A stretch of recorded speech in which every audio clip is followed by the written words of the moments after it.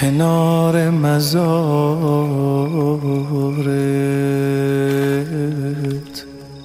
یک شب علی پیر شده.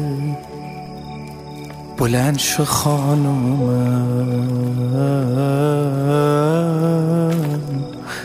نماز شبت دیر شده. به خدا سختم بی تو،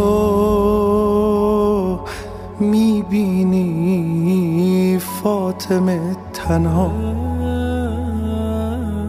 پهلوونت زمین خورده، داره میلرزه زانوها.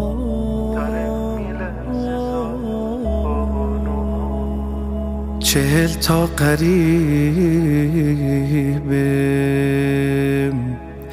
زندگیمو آتیش زدم، نمیشم حریف بغض و گریه های حسن.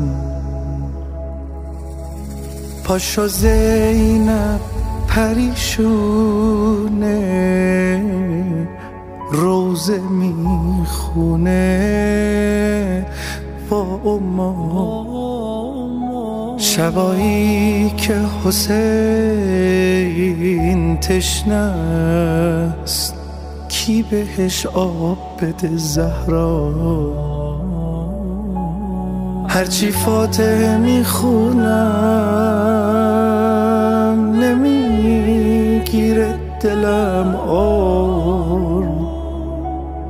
همه رفتن علی تنهاست، چقدر دلتنگتم خانوم، چقدر دلتنگتم.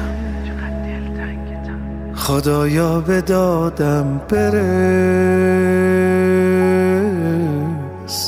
دنیام زیر خاک. برا چی زنده بمونم،